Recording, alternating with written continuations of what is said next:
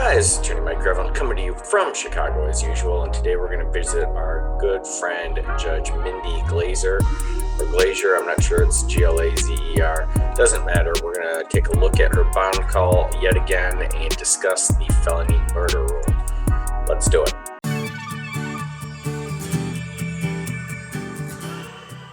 Good morning, Your Honor. Santiago Aroca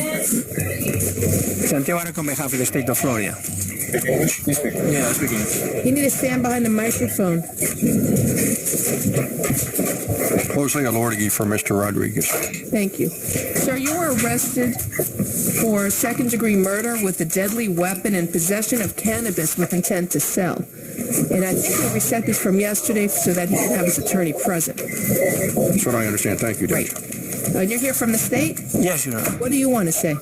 Yes, Your Honor. The state is traveling in this case under Section 4 of the murder statute, 782.04, felony murder. Felony murder, third degree, which is a second degree, is a misnomer, is Section 4, the last one. In this case, Your Honor, two persons were killed. There is a third one at the hospital in a very serious condition. We don't know what is, doctors don't know exactly what is going to happen to him. And Mr. Rodriguez was the person who provided the narcotics. Mr. Rodriguez arrived to this meeting to sell 2 pounds of marijuana with the pounds and with a revolver, with a gun. We have impounded the gun. It was in his car. Given the seriousness of the circumstances, given the principal participation, so important of Mr. Rodriguez, who was the narcotics provider, he gave a full confession when he was questioned as to all these facts. These facts are not going to be very disputed. And taking into consideration his participation in previous drug dealings in similar circumstances and shootouts, the state is asking for a bond. He's entitled to bond, but the state is asking for a bond of $250,000 with a Nevia condition. Okay, this is kind of wild. He's charged with second-degree murder and also trying to sell drugs.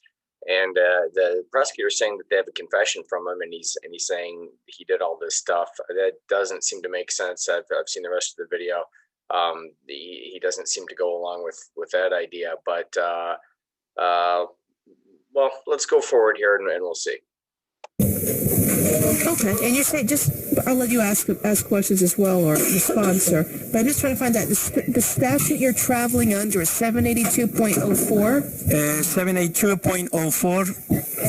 Subsection 4. 4 is when a person dies during the commission of a felony other than the enumerated in subsection 2, which is the first degree felony murder statute. So Subsection 3, I think, was the one he's... No, subsection 4, the last one. Subsection 3 doesn't apply because subsection 3 requires that the narcotics are the proximate cause of the death, which in this case is not. Okay, so you see what the deal is here. There was a drug transaction. He went to sell a couple pounds of marijuana, it appears. He brings a guy with him, and 2 people die, and somebody ends up in critical condition. And that's what's interesting here and that's what brings up the felony murder rule. It gets a little difficult because they go fussing back and forth here about which provision of the code in Florida that they're going to use it. But the overarching principle is the felony murder rule, and that's why I thought this video was interesting.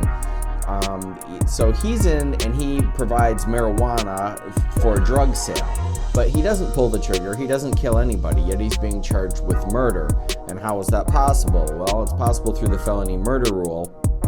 And in order to, for instance, be charged with first degree murder or with any crime, you need something called mens rea, which is the intent. You have to intend to do something.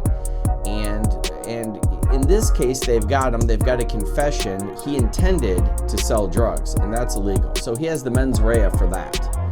But he does not have the mens rea for murder. He did not intend for this person to die, or these 2 people to die, when he entered into this transaction. I'm sure he intended to get paid and leave. That's what he wanted to do. But that's where the felony murder rule comes in. And if somebody dies while you're committing a felony, then you can be charged with their murder because it's foreseeable, and you know that's the way it works. So they sort of transfer the mens rea from the predicate offense, in this case drug dealing or possession with intent to deliver, but that's drug dealing, to the concept of murder. And then it gets really interesting. I actually really like this. Both the attorneys are working hard and they make good arguments.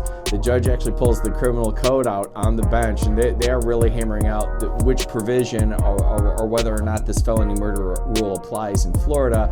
But I'm just taking it back a step and sort of giving you the common law basics of the felony murder rule. So this guy doesn't shoot anybody. He doesn't kill anybody. But somebody dies as a result of his drug trade, and the prosecutor is arguing that that's a felony murder. And you'll see as this goes, she eventually agrees with it. I'm not sure that I do. I think she's a very good judge, and she does have the provision in front of her. So I defer to her, but I just found the argument from defense counsel more compelling as I watched the video.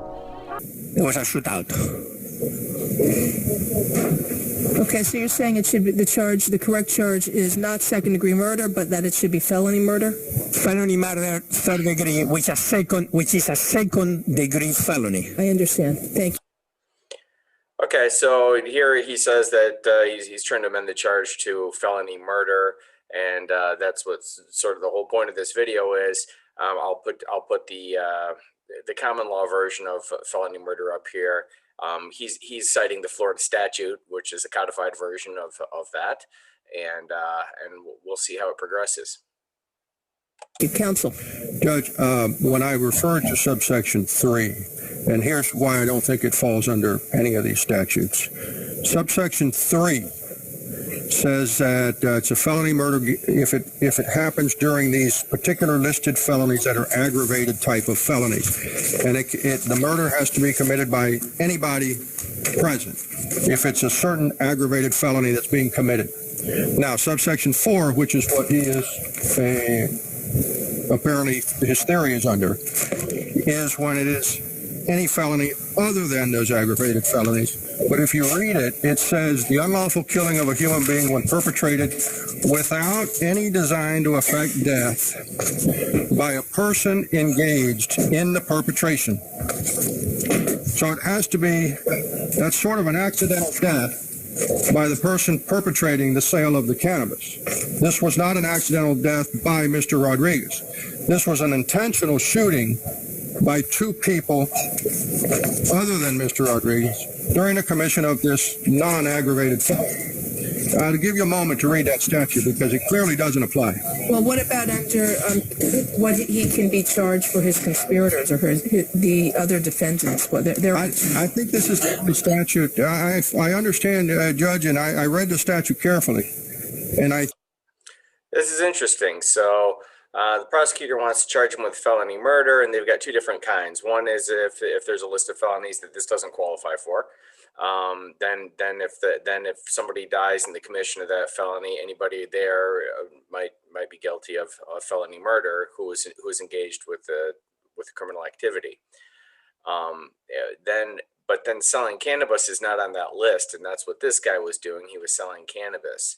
So he's saying under that statute, then he would have had to been the one to kill the person, and apparently is not what happened. What happened is the person was murdered while he was selling cannabis to him. So there's that might have been enough of an amount to make that a felony, but he wasn't the one who committed the murder.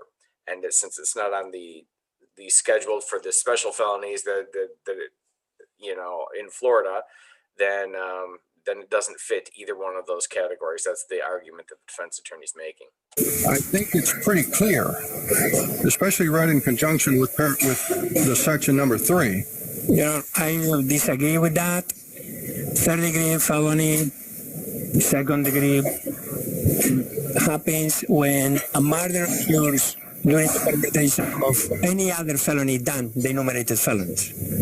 That's what the statute reads. In this case, he was The drug supplier, he arrived to the meeting with 2 pounds of marijuana to sell to the buyers, and there was a shootout between the buyers and the sellers.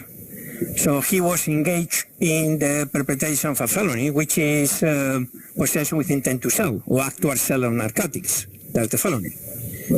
And the death occurred while he was engaged in that perpetration.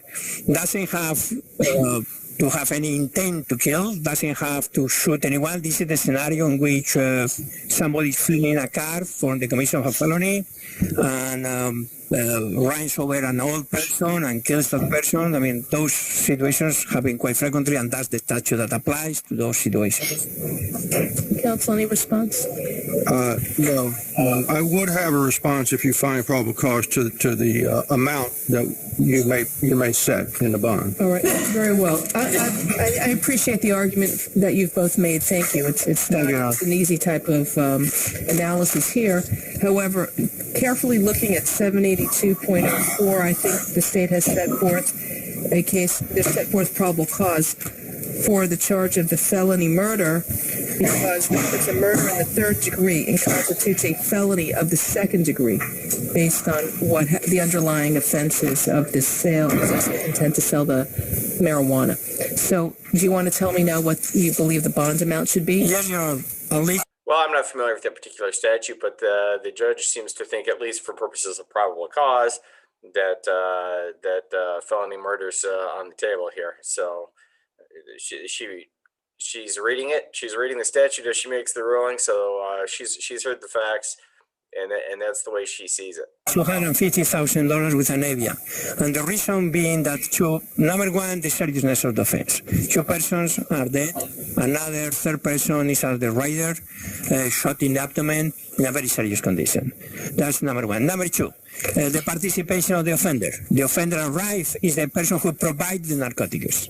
There is no dispute about that. Again, he arrived with narcotics. We have the narcotics. We impounded narcotics in his car because he was able to run out of the place where the shooting happened. With a gun. We have the gun. He gave a full confession of why he was attending. He was attending because through a broker, he was willing to sell the narcotics to these 2 Canadian boys. So he's really a principal to the offense. He participated to a great extent in the offense. I don't really understand what this prosecutor is saying about narcotics. It might just be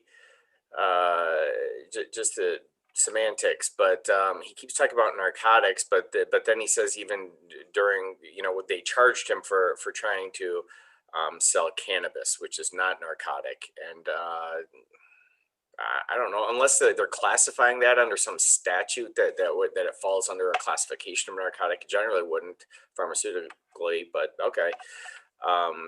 Whatever. It's just kind of confusing me. If you're talking about marijuana, talk about marijuana. If you're talking about narcotics, talk about narcotics. In the past, you see his prior, he was arrested for the same situation. There was no death in that situation before, but he's involved, as he knows, with his cousin in a very similar situation in which another person resulted death. So for all these circumstances, I believe that it's proper $250,000 to assure his appearance at trial of hearings with an AVIA. And that's what the state is humbly requesting from the court, Your Honor. Thank you. Counsel. Judge, he was present and allegedly, and I believe he stated he was selling approximately 2 pounds of marijuana. He left his firearm in his car. This happened inside a house. He had no intention to do anything. The buyer and another person present, the A form doesn't say who that person was, began shooting each other. He died. My client was just as surprised as could be. Now, he also is a born in Miami, lifelong resident of Miami. His parents live here. He has a younger sister. They all live in one household. He has aunts and uncles here, and he is a U.S. citizen. So I would ask for $50,000. I think it's appropriate. It is a serious charge. I think that he's not anywhere. And I would even suggest maybe an ankle monitor or house arrest. Okay, what if any thoughts on setting a lower amount and including house arrest as well? he's a drug dealer. He has been a drug dealer for a long time. He has come to our attention 2 years ago in a very similar situation in the same area. This time was 19th Street. 2 years ago was 19th Street. One person died in those circumstances, very similar circumstances. I really believe, that number one is a risk of fleeing, number one. And second is a very violent person. He goes to do drug dealings with a gun in his pocket. As he knew what probably was going to happen, that's why he had a gun. And that's why it's the kind of things he does. Excuse me, I thought you said he left his gun in the car. He left the gun in the car, but he had the narcotics in the car because he didn't trust the buyers. Oh, I understand. So that's the kind of operation which nobody trusts anybody, okay? Operation between bad people, nobody trusts anybody, and everybody goes to firearms, and these things happen, unfortunately. Yeah, that's a fair point. He didn't bring his gun in, but he brought an enforcer with a gun, and it turned into a bloodbath. Frequently, and it's up in our community, this kind of shootings. And it happens constantly. It's a very substantial percentage of the murders we have, unfortunately. Okay.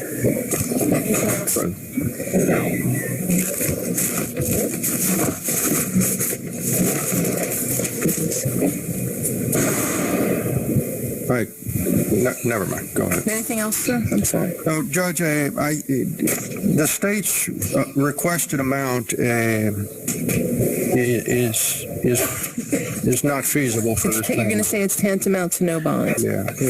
And given his ties to the community, given the allegations, and we're talking about 2 pounds of marijuana. It's not a trafficking amount. He's 19 years old.